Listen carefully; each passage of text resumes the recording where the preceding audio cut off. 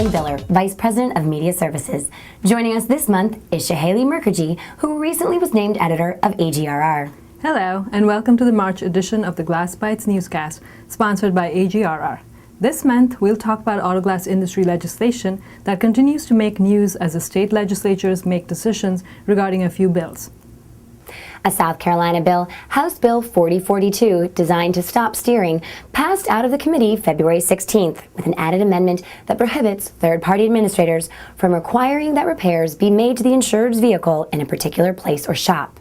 We talked to Alan Epley, president of the Independent Glass Association, about the bill, and he says that consumers have a choice to pick their repair shop 70 to 80% of the time. He suggests that the rest of the time they're steered, and he's hoping this bill will change that.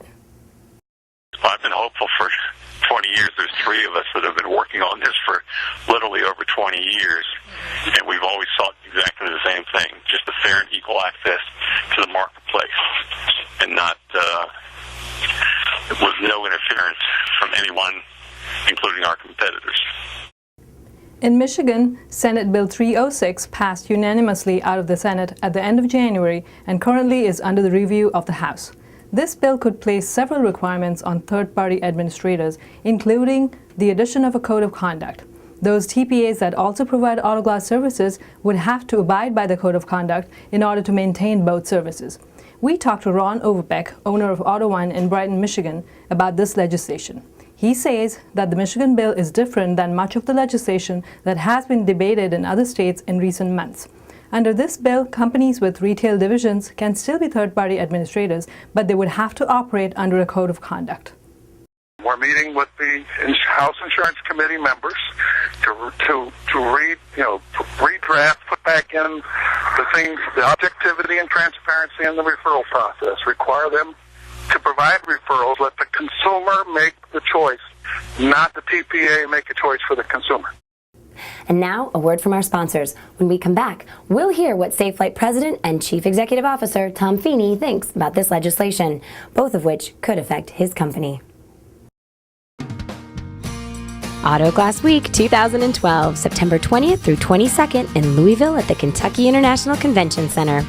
The exhibition extravaganza will be held the 21st and 22nd, including the Pilkington Clear Advantage Auto Glass Technician Olympics and the Walt Gorman Memorial Windshield Repair Olympics. Registration is now open and sponsorships are going quickly, so don't wait. Visit autoglassweek.com to learn more. Be where the industry comes together. Welcome back. We also talked to Tom Feeney, President and CEO of SafeLight, about the South Carolina and Michigan bills and how his company, a third-party administrator with retail services, could be affected by these bills. This new wave of legislation and legislative activity is really attempting to regulate competitors, which is misguided from our standpoint. Because legislation should be to regulate competition, not competitors. The free market should allow anybody to exist if they're delivering a good product or service. And I think the current environment we're finding ourselves in has everyone worked up and thinking that it's one thing when in fact it's entirely another thing. That is all for today's newscast. Thanks for watching. And we'll see you next time.